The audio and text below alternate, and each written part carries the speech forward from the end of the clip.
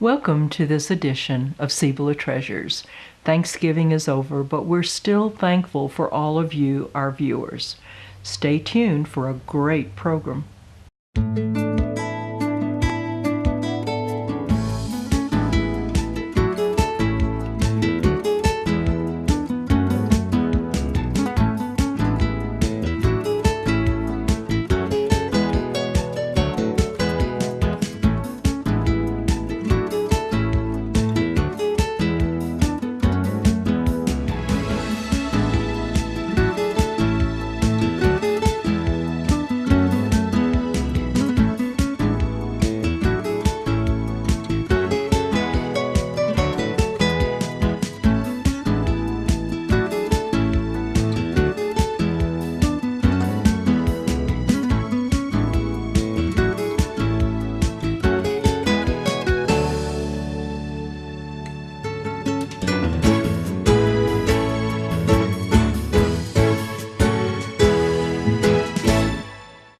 This edition of Cibola Treasures will feature the Grants Community Pantry and all of the things that are happening there, especially with their Christmas boxes. Grants Main Street is introducing our new director, William Yarbrough. Also, the Animal Care Center has some sweet little puppies that need to be adopted. And then, of course, our own Manny Vasquez with Que Pasa. So let's see what's happening here at Seven Cities Productions. El Cafecito has been serving authentic New Mexican cuisine for over 32 years. The first thing that greets you is the fragrant aroma of chili. The friendly and efficient staff welcome you to a dining experience that can only be found in Grants. Try the award-winning burrito, red, green, or maybe you want Christmas. Do you need a chili fix? You will not be disappointed. There's so many great choices. What sets El Cafecito apart is the made fresh chili every day. Oh, I come here for the breakfast burrito, which is very good. Service is good, fast. When you're hungry, you're ready to eat. A banquet room is designed for meetings, special occasions, and community events. For those in a hurry, the drive-up window offers convenience too. The service, friendly staff, great New Mexican cuisine is all due to Angela and Larry Baca.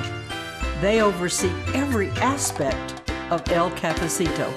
Fast, reliable internet is here, and it's local. Hi, I'm Mike Gonzalez, IT Director for the Village of Milan. And I'm Robert Ramirez, the Computer Lab Moderator.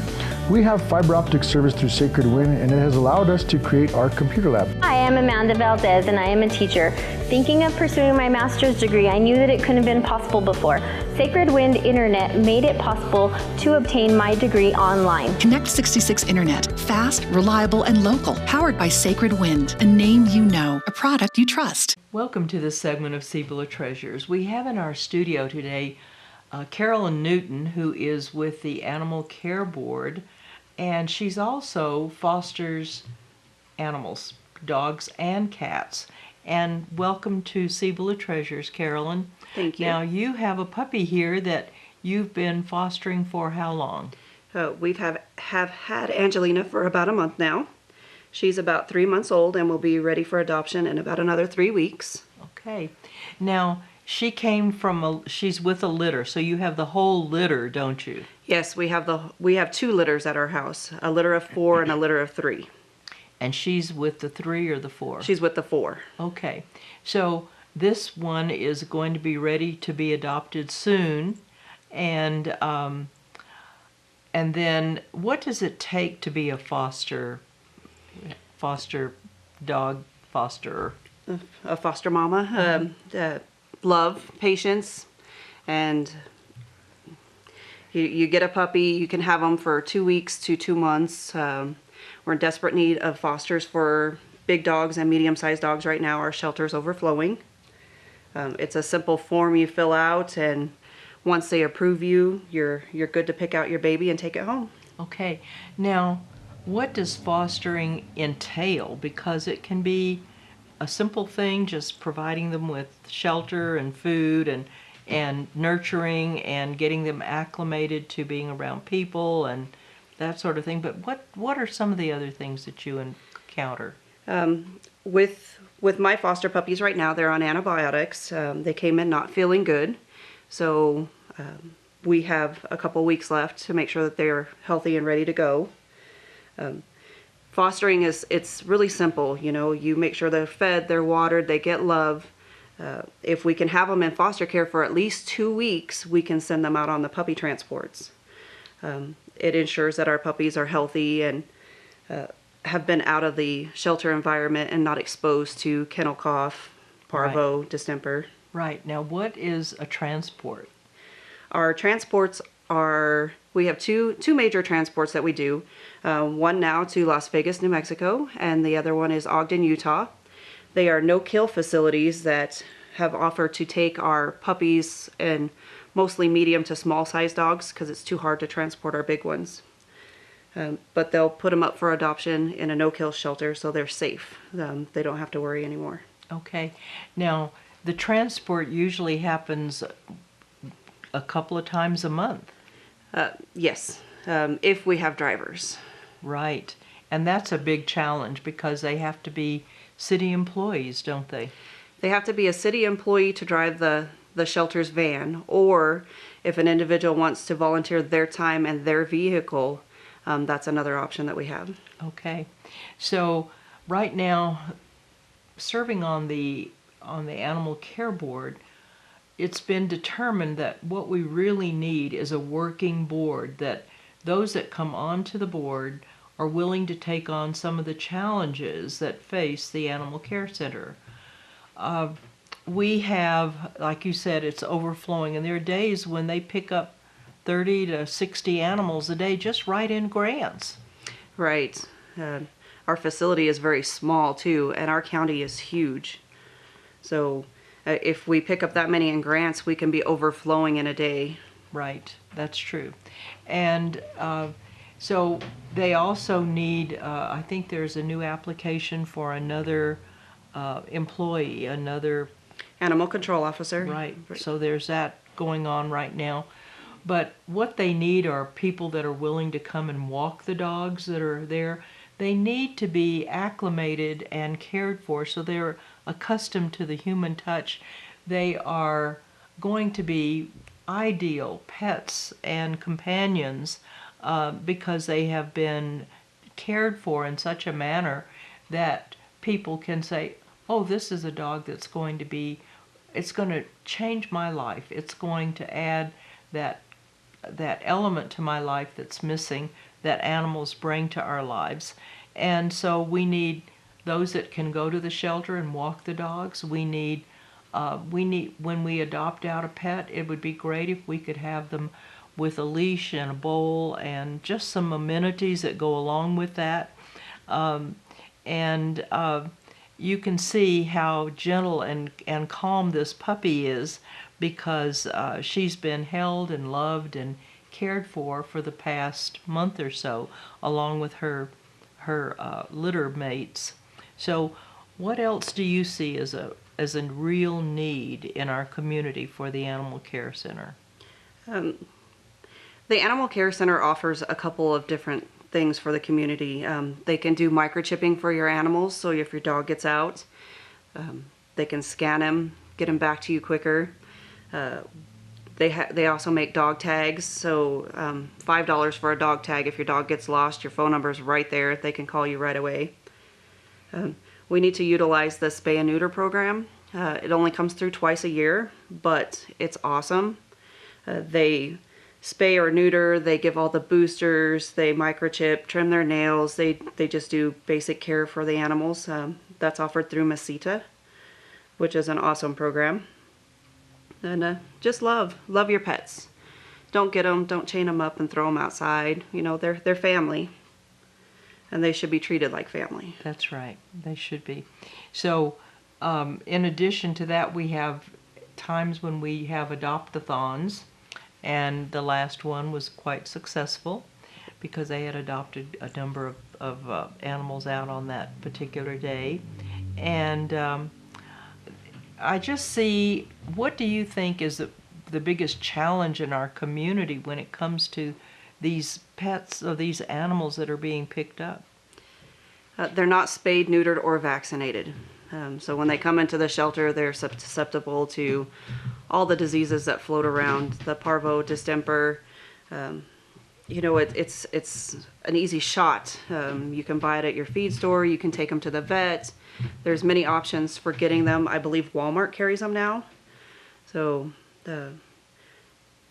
just basic care.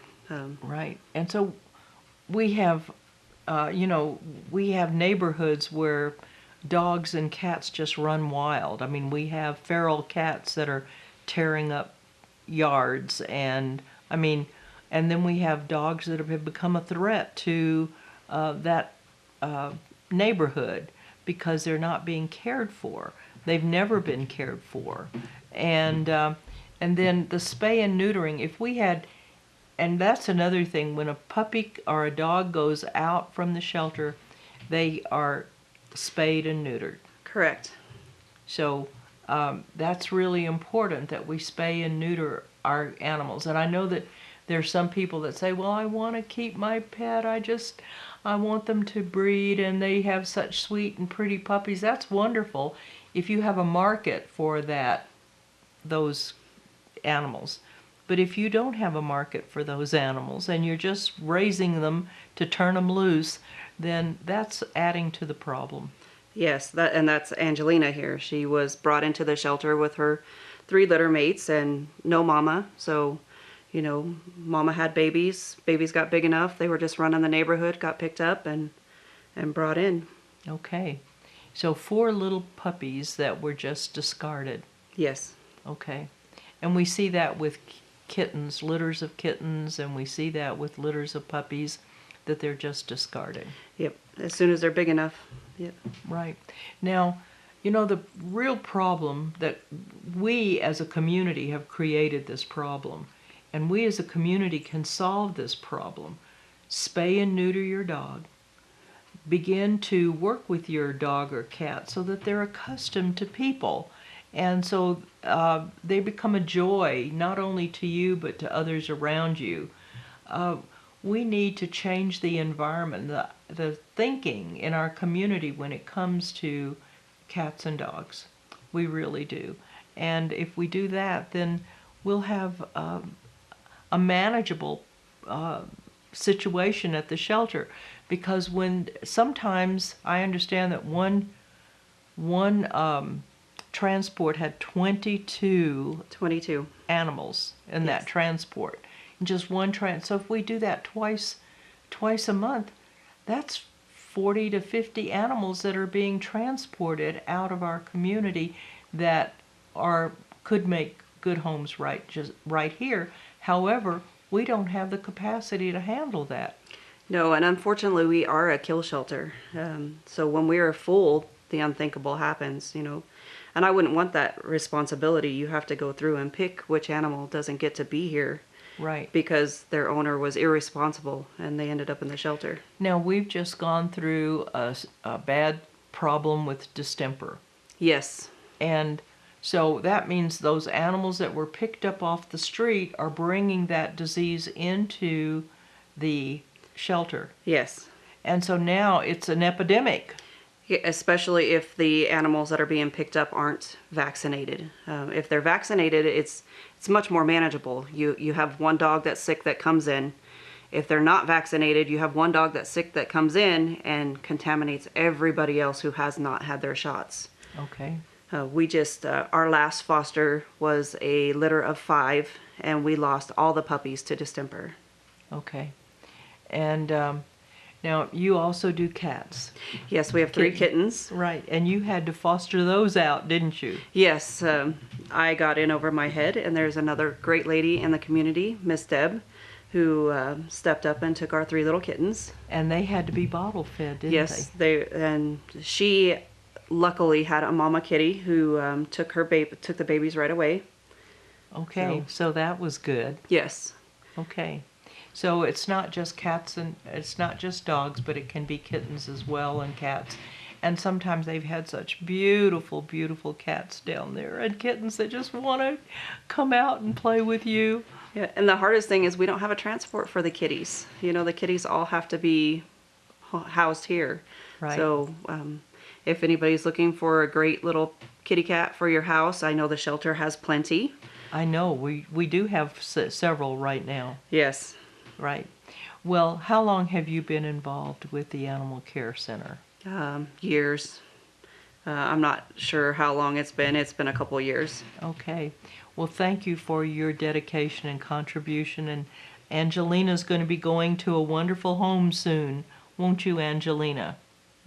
So keep a lookout for this sweet pet and her litter mates, because they're going to be up for adoption, healthy and ready to be adopted and loved. Thank you so much for joining us today, Carolyn. Thank you for having us. Okay. My goodness sakes.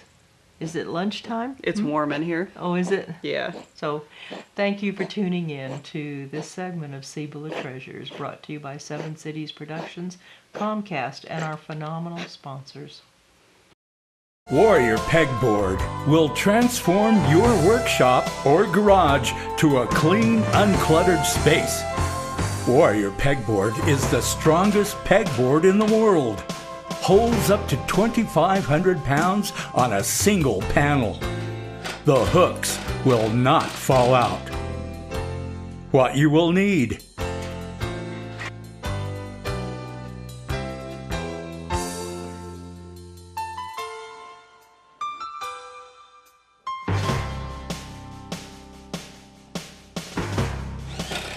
select the size, anchor to a stud, admire your handiwork.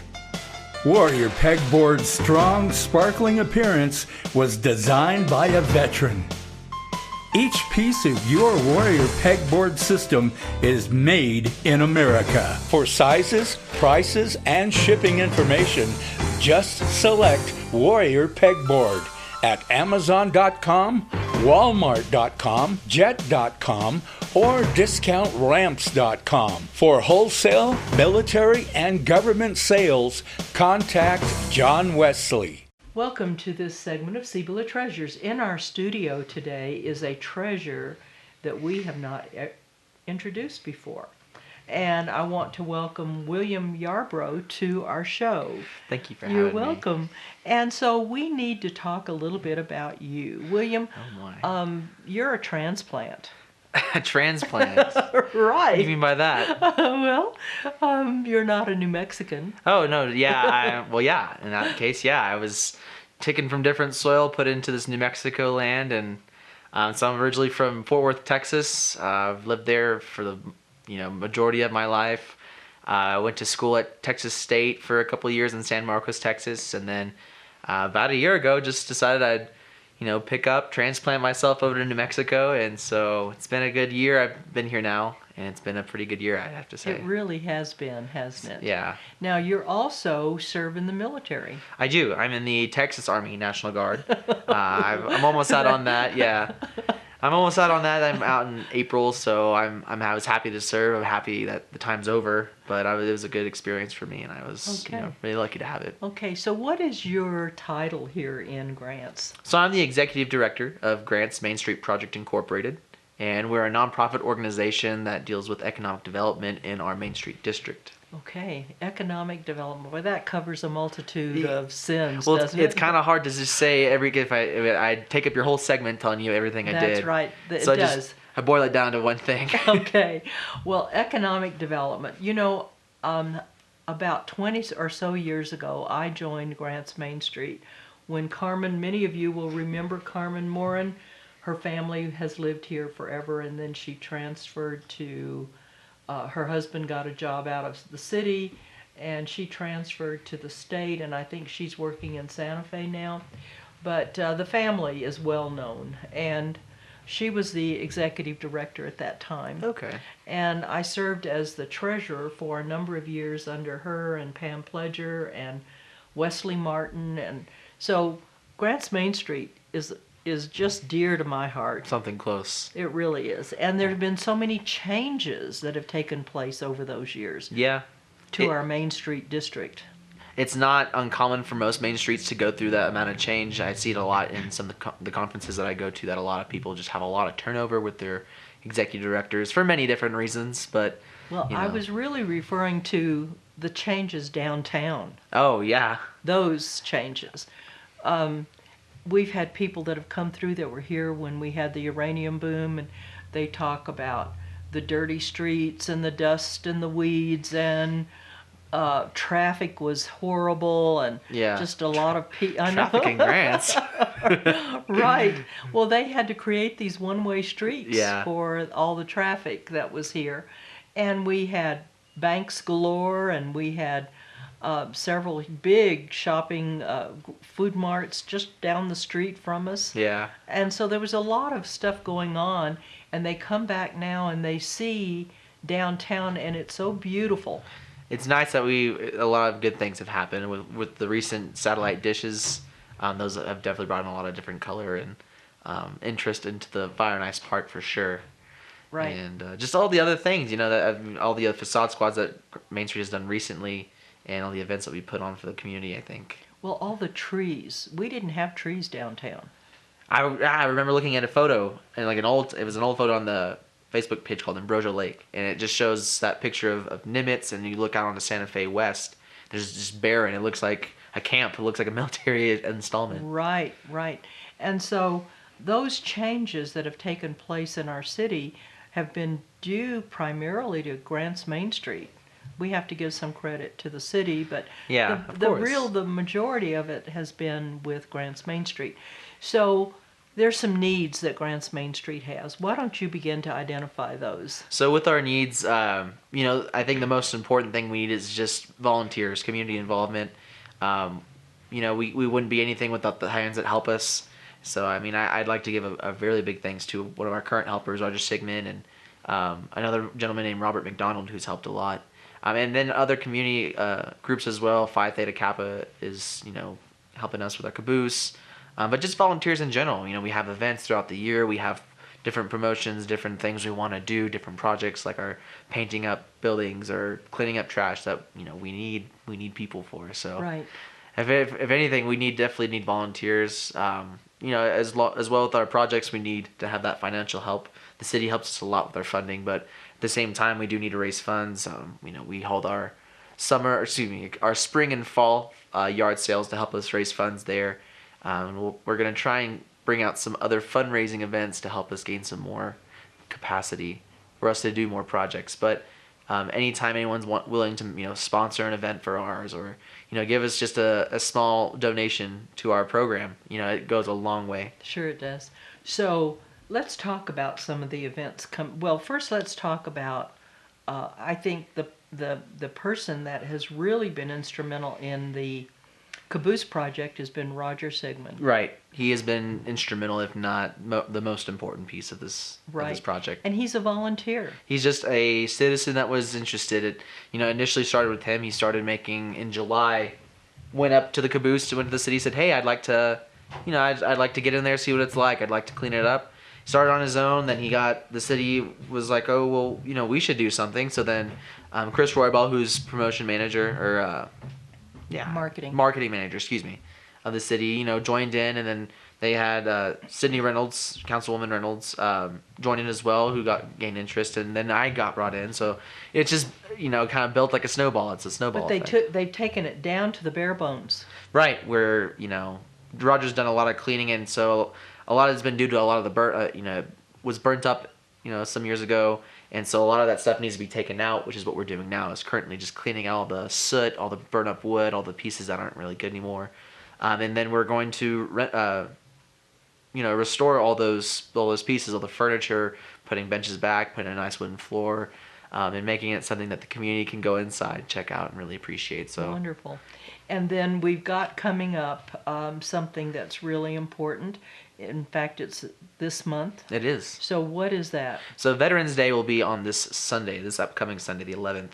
And it's going to be, it's like any other Veterans Day, it's always important. You know, I can't say this year is more important than any other Veterans Day, but we're having a nice celebration. We have our speakers coming out who will be, our Representative Harry Garcia. We'll have Colonel Chris King from the Kirtland Air Force Base. He's the Vice Wing Commander of the 3rd 77th Air Wing Base there. And we're also having our local sheriff, Tony Mace. He will also be speaking. We'll also have a band, Just Playing will be playing. I'd like to thank, was it U.S. Bank who sponsored the band there. Really helpful there. Homestake Mining Company will be supplying food, so it's a first come, first serve kind of thing. But, there'll be free hot dogs, chips, and drink. And then also I'd like to just thank Delta Tire for giving us a sponsorship as well. Their monetary donation will help us go a long way with expenses for the event. So wonderful. Yeah, it'll be very nice. We'll have the initial ceremony at the Friendship Park, also named Veterans Memorial Park, across from Sonic and Handy Andy's. They'll be there at 11:11 on November 11th, Sunday. And then from there, we do a Freedom Walk to Fire and Ice, and that's where we continue the festivities. Okay. Now, we have something else coming up. We do. Next month. What is that big deal? So the next month, which is in December, we have our Holiday Light Parade. It's going to be December 8th, and we're going to start it at noon o'clock. That's right, noon. Noon o'clock. Okay. Never heard that one before. Okay. So yeah, we're starting it at noon, and we're kicking it off with something called Reindeer Games. To give you a better idea, it's a family activity center. And if we can, we'll get it to the public at little to no out-of-pocket cost. Want to try and get it to them. So when is this? Where is that going to be? So we'll have this held at the county complex. I think it's at 515 West High Street. It's right. Address. Okay. So the reindeer games start at 12 o'clock noon at the old county complex, That's 515 right. West High Street, and there are going to be games and all kinds of wonderful stuff for kids. It'll be fun, I think, for sure, for the kids, and it's definitely designed for families and young children for sure. Ideally, we'd have just little booths set up for children to come up and craft their own ornaments to put up on their own tree, or possibly at the tree lighting ceremony we'll have later that night. We'll have Luminaria designing. We'll put up Luminarias for our Luminaria walk through the Riverwalk Park. So you can design a bag, and then your bag can be seen at that walk later that night.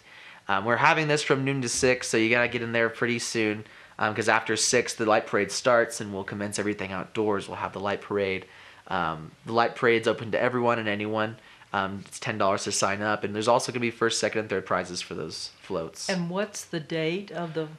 So it's December 8th. It's a Saturday. So yeah, December 8th, which is the second Saturday of December. And yeah, from noon to 6 is the reindeer games. 6 to 10 will be our light parade and festivities in the park. We'll have the light parade going. We'll have Santa Claus coming in and seeing if who's been bad, who's been good, giving out some gifts to those people. It should be a really fun time, I think. Okay. By the way, I don't think our audience realizes that the Holiday Light Parade is really a Grants Main Street event. It is. I think that there's been some confusion that, that's the city or that's the chamber. It's not. Yeah. I think there's been a lot of that in all of our events. It's always confusing, who's doing it this year. And for a lot of times we do have our hands in the events because it's in our district. But Grants Main Street it's our 22nd annual Holiday Light Parade. So this will be the 22nd year that Grants Main Street has hosted this. Wonderful. So yeah. If someone needed to reach you, William, how could they reach you? Where are you? First of all, where are you located? So my office is on Santa Fe Avenue. You'll find me at 523 West Santa Fe Avenue. Okay. And that's in Grants, New Mexico, 87020. And if you want to reach me by my phone, you can reach me at the office it's at 505-285-3573. Okay. My email is grantsmainstreet@qwestoffice.net. It's it's a particular spelling there. Right. You can always reach out to us via email, or you can go onto our website and submit a comment there in our About page. You can submit a small, and it'll come to me in email.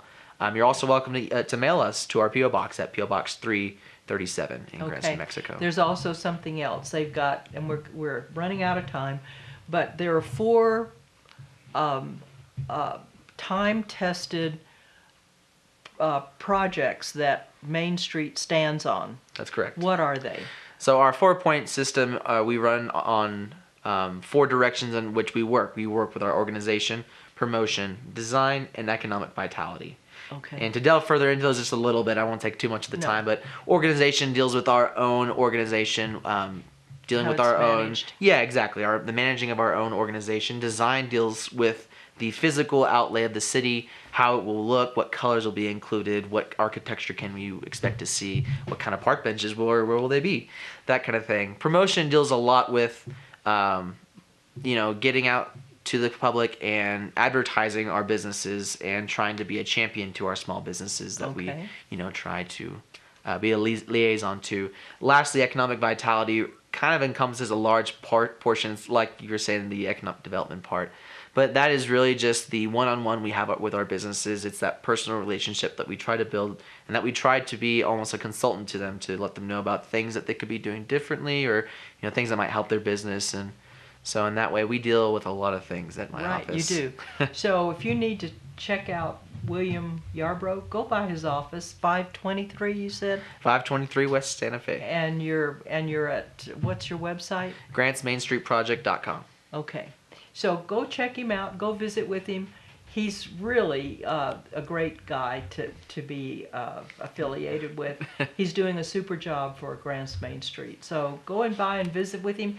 He needs volunteers, he needs board members, he just needs you to come and work for Grants Main Street. William, thank you so much for joining us today. Thank you for having me, Barbara. And we thank you, our audience, for tuning in to this segment of Cibola Treasures, brought to you by Seven Cities Productions, Comcast, and our phenomenal sponsors.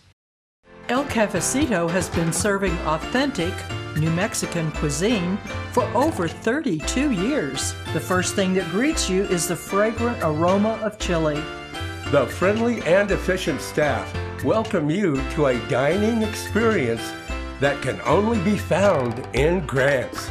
Try the award-winning burrito, red, green, or maybe you want Christmas. Do you need a chili fix? You will not be disappointed. There's so many great choices. What sets El Cafecito apart is the made fresh chili every day. Oh, I come here for the breakfast burrito, which is very good. Service is good, fast. When you're hungry, you're ready to eat. A banquet room is designed for meetings, special occasions, and community events. For those in a hurry, the drive-up window offers convenience too. The service, friendly staff, great New Mexican cuisine is all due to Angela and Larry Baca. They oversee every aspect of El Cafecito. Good afternoon. We're here today on Que Pasa, getting our word out to the people in our community, in the county and the city. This is to let you know that we are all working together with different aspects of our community. Today I have Miss Fawcett. Did I say it right? Yep. She is the director of the Solo Works. Welcome to our program. And thank you so much. And I know you've been doing some wonderful work out there since you got here. Tell us a little bit about yourself. By myself, well, I moved here in March, but I got the job in February. I have a background in remote work, but also in training and development, and also in PR and publicity, marketing, stuff like that. Well, that kind of went over my head, huh?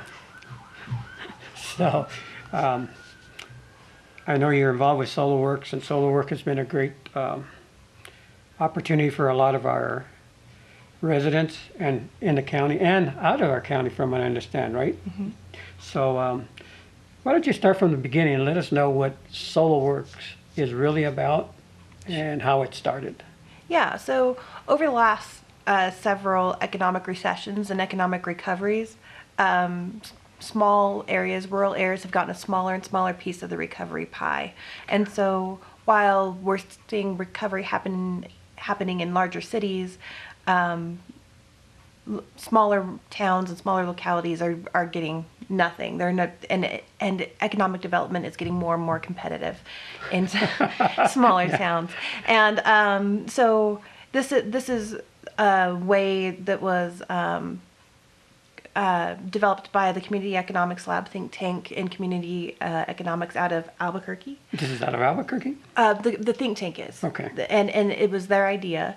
And it was basically a way to develop and create economic-based jobs, which infuse the local community with new money from out of state that can be done on a one-by-one basis, as opposed to needing some kind of massive workforce. Okay.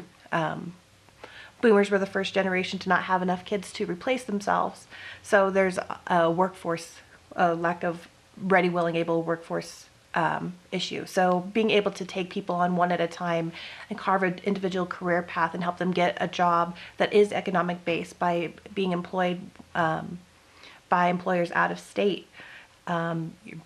You're infusing new money into the economy, but solving the workforce en masse issue.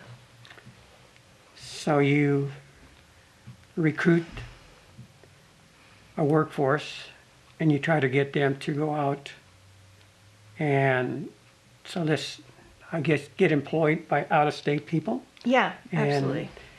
And that brings some gross receipts into our community. Mm-hmm. And the people then, okay, so the people go in through your training, mm-hmm. and who pays for their training? Actually, the training is offered at no cost to them. We are funded by the state on a post-performance basis, meaning that after we have created a job, we'll then bill the state for a job created. Okay. But the training is just is offered at no cost to the individual, and then upon them getting placed in full-time employment, we do get reimbursed from the state for that. Okay, so the state is stepping in and actually creating some of these jobs. Well, they're paying us to create the Right, jobs. well, they're paying, yeah, okay, yeah, so- We're funded through the Economic Development Department.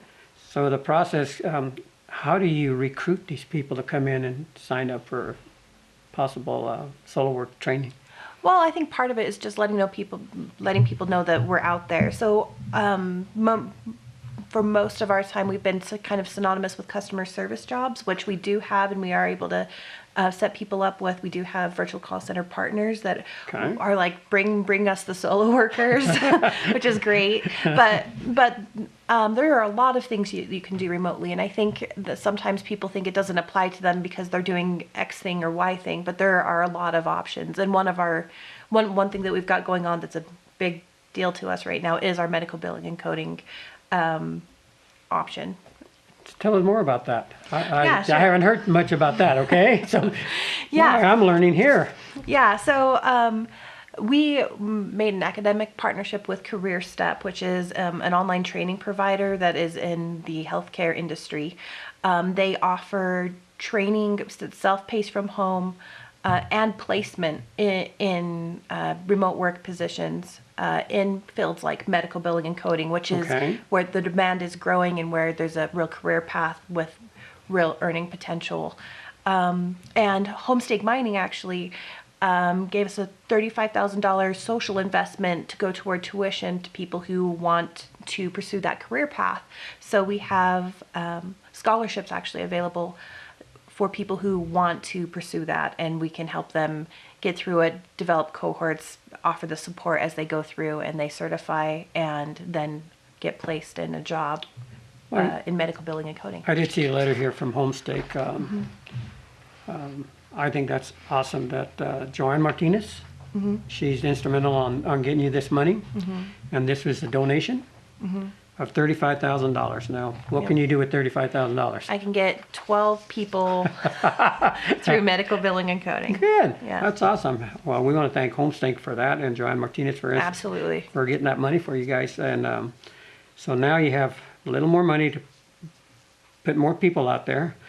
And once you have these people in there in place, and you get them out, set them up with companies, how does that work? So actually, for the medical billing and coding in particular, a Career Step actually has a relationship with a number of employers. So that was what was really important to us, looking for a provider of that sort of instruction and training, is that they have a lot of relationships with employers. And in fact, as just earlier this year, they made a partnership with a company called RCM Staffing, which does healthcare staffing for 400 institutions.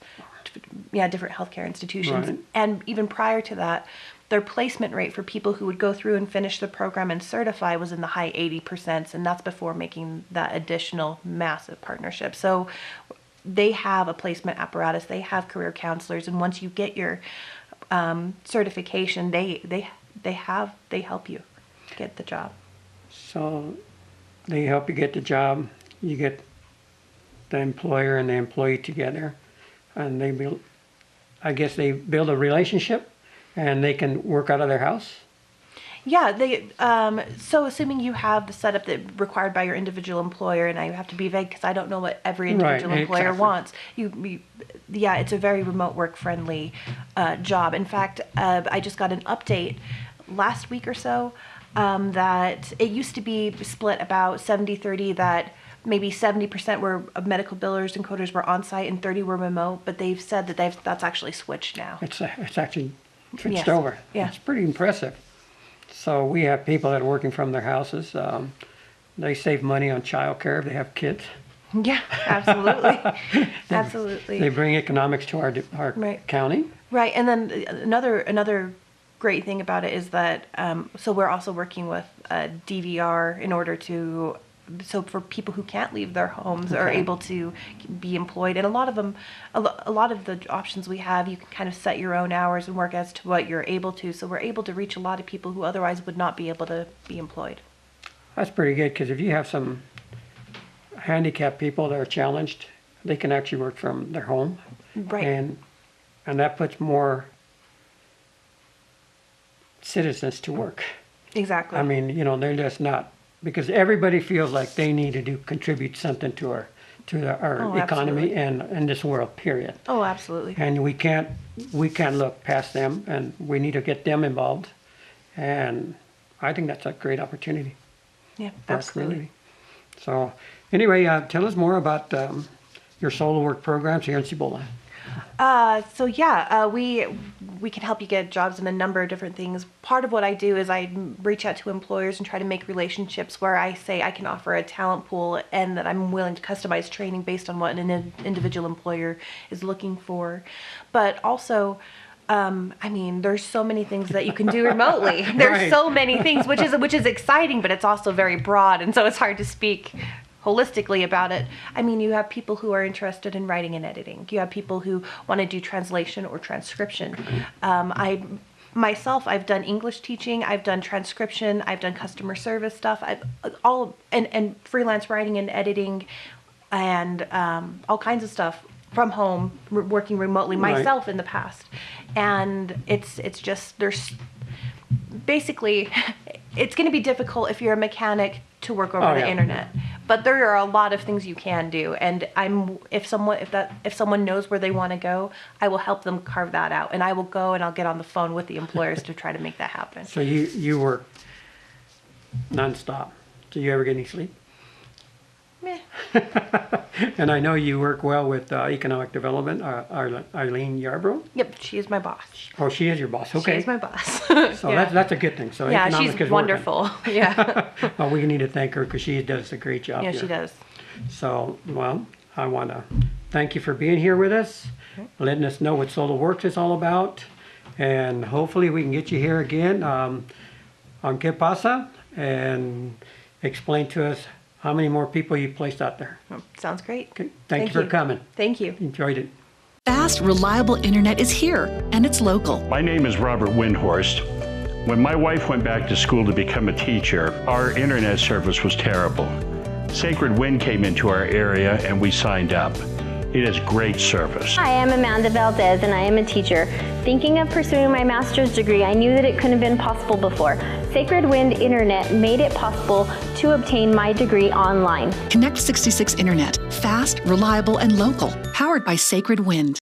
Welcome to this segment of Cibola Treasures. In our studio today is someone that comes in from Gallup on a regular basis. Yes. And it's Alice Pettis. And Alice, tell our audience what your role is, not only in Gallup, but in grants as well. My role with the community pantry is I'm the executive director, and I oversee both the Gallup pantry as well as the Grants pantry. So I get to work closely with Karen Thiel. Okay. And isn't she wonderful? Yes. I mean, she is a breath of fresh air. And you go into the pantry and it's immaculate. Everyone's working well together.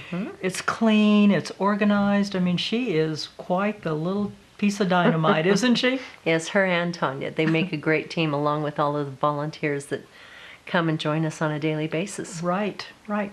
So let's talk about the things that are happening with the pantry overall, because people have often asked me, what isn't the Gallup pantry oversees the Grants pantry? And I say yes, it does, because we're a satellite of the Gallup pantry. Yes. So there's some things that are happening in Gallup, though, that are going to have an impact on the local pantry. That's right. So what's happening on the 17th of November? We are having our first annual Hope for the Holidays Gala. And what we are doing is we are inviting different community members to help support us through purchasing tables and tickets and having fun with us the night of the 17th at the Gallup Elks Lodge. And we are going to be having door prizes and giveaways, and we're going to have a dance afterwards and Music. a really nice dinner. Right, right. Yeah. So it's going to be a lot of fun. Correct. Now, for those in Grants that don't know where the Elks Lodge is, it's the old country club up near the golf course. Right, on Susan Drive. On Susan Drive. So if you need directions to that, it's the Elks Club in Gallup on Susan Drive. And so if you've ever been golfing in Gallup, it's up near that area. So the southeast part of town is where it's located. That's right. Okay, so with the gala, tell us where you stand right now, because the last time we checked, you had sold out almost all the tables. Right, and I think we've only got like 2 or 3 tables left to sell. Okay. So, and I can't guarantee you that those aren't even promised. You know. Sure. So today's Veterans Day, so I haven't been able to be in contact with everyone. Sure. Okay. So if you want to buy a table or you want a ticket, now the tickets are pretty reasonable. Yes, they're only $30 a piece, or 2 for $50. Okay, very good. So that's exciting too. So this money will not only benefit the Gallup Pantry, but it will flow down to the Grants Pantry as well. And then there's something else that's happening in our community that we have not done before here in Grants, as I recall. That's right. Okay, so what is it? We are hosting this year here in Grants for the first time the holiday boxes. I'm so excited about this. We finally have a large enough freezer at the Grants Pantry to hold the product for the community to participate in this project. And basically what it is it's a full and complete holiday meal for a family of 4 for only $30. Okay. And you know, I was adding up what I spend for by the time I do the turkey and the dressing and the mashed potatoes and the gravy, and I do fresh cranberries and make my own sauce, and I do all that.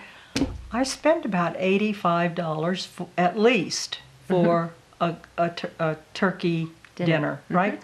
So for $30, let's talk about what they're going to get for $30. Okay, for $30, they're going to get about a 10 to 13 pound turkey, okay?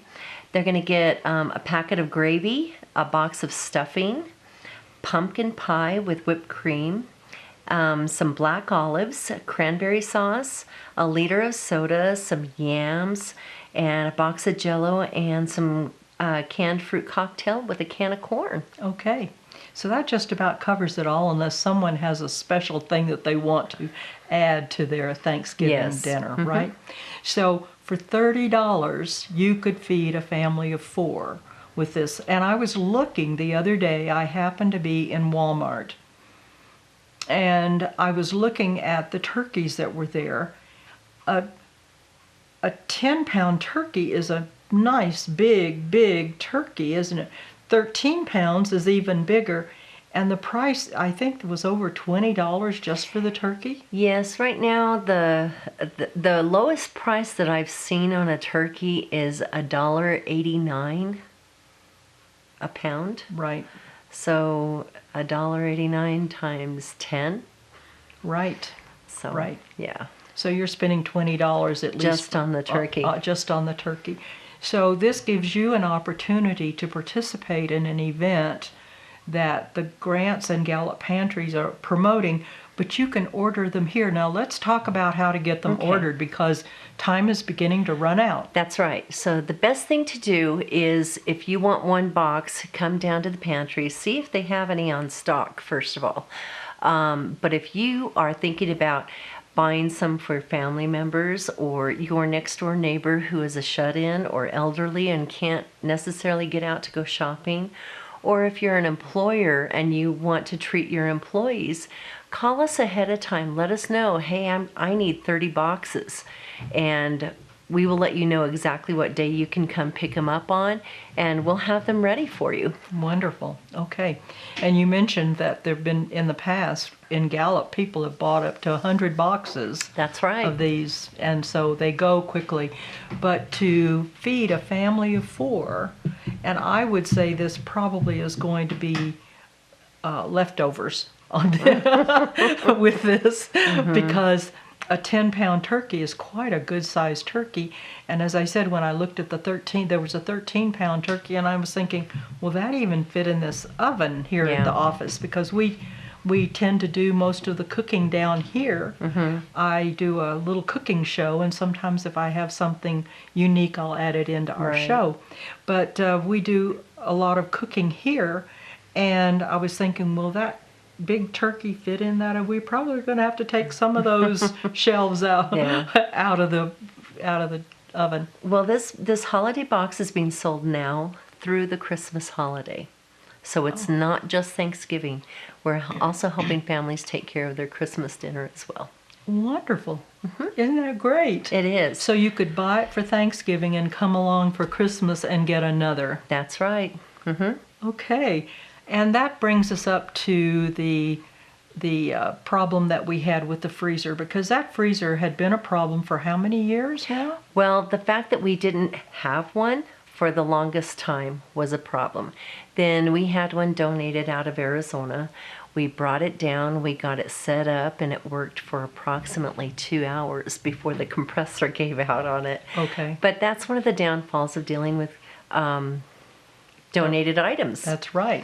So we found another funder who was gracious enough to work with us and have somebody come down and fix it for us. So a lot is being invested right here in the Grants community for the people, because our goal is to help better their lives. That's right. So now that we have this wonderful freezer that's able to hold the product, that's a big benefit here, because we'll be able to provide more frozen items that we couldn't in the past. And that's vital for a community. It really is. Right.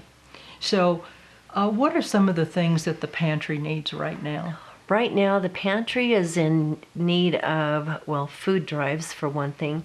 One thing I've got going on in Gallup, and I challenge the Cibola County community, we have businesses challenging each other on food drives. What we want to see happen is, between now and Christmas, we want businesses to have a food drive, and the business that brings in the most poundage of food will have what we call a floating trophy. They get to hold it for a year until we start the next year's food drive. Well, I don't know what was collected at the Halloween event down at the chamber, because they turned that into a haunted museum, right? And in order to get in, you can either pay a fee or you can bring canned goods or non-perishable items. And I haven't heard how much, but last year it was over 700 pounds. And then one of the elementary schools had a drive, and so that brought the total up to about 1,000 pounds of non-perishable items that were donated last year. And that food that's collected here actually stays in this community. It may be shipped to Gallup for storage purposes, but it is labeled and designated strictly for the Grants Pantry. Now let's talk about donations, because that's a real critical thing. It is very critical, and the reason being is because with the buying power that the community pantry has, it's 7-to-1. So for every $7 that you as a community member would spend at the grocery store, the community pantry only has to spend $1 to get that same amount of product. So if you bring me 1 can of green beans, I'm going to give out 1 can of green beans. But if you bring me $1, I'm going to buy 7 cans of green beans. Right. And service the community even more. Sure. Well, maybe at 59 cents a can for green beans, some places you might even donate 14. Yes, this is true, but our cost is only 9 cents per pound. So. Right. Okay. So if you are wanting to donate to the Grants Community Pantry, this is certainly a time to do it.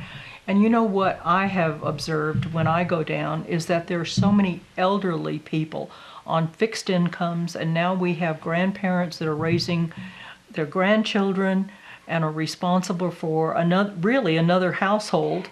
But I see them being infirm, coming in on crutches or in a wheelchair, trying to get their commodities and getting their food. And the sad part about it is their income is fixed, and it's not geared towards raising grandchildren. It's not geared towards taking care of anybody but themselves.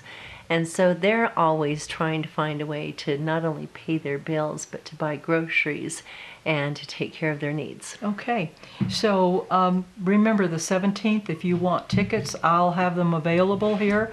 If someone wants them, you can reach me at 290-1090, 285-4533, or at the local pantry here in Grants. They have tickets available. Yes, they do. And so let's make a presence at the gala on the 17th, and it's going to be at the Elks Club, the old Gallup Country Club on Susan. I want to thank you so much for joining us today. Thank you, Barbara. Bringing all this good news to our community regarding the pantry really is wonderful. So thank you for all the hard work that you and your staff do, and for all the hard work that's done right here in Grants to feed those that need the extra help. Thank you. You're welcome. And thank you for tuning in to this segment of Cibola Treasures, brought to you by 7 Cities Productions, Comcast, and our phenomenal sponsors. El Cafecito has been serving authentic New Mexican cuisine for over 32 years. The first thing that greets you is the fragrant aroma of chili.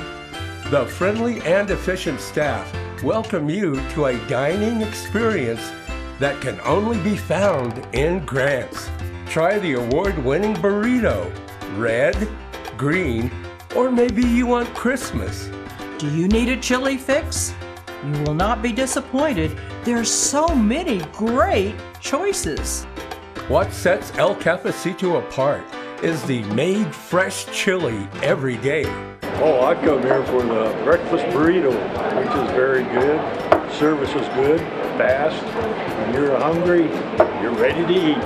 A banquet room is designed for meetings, special occasions, and community events. For those in a hurry, the drive-up window offers convenience too. The service, friendly staff, great New Mexican cuisine is all due to Angela and Larry Baca. They oversee every aspect of El Cafecito. Today, Eric Almirola behind the wheel in that 43 car. We all have a role to play here at Richard Petty Motorsports. We respect each other, work hard, and that helped us get the big win in Daytona. My partners in the U.S. Air Force also know that it takes a team to make each mission a success. Your coworkers, family, and friends are your team. Treat them with respect, and together you can accomplish great things. This message is brought to you by the U.S. Air Force.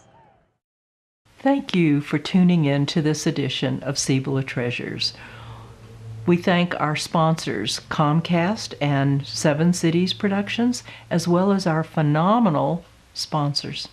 Thank you for tuning in. Have a great, wonderful week.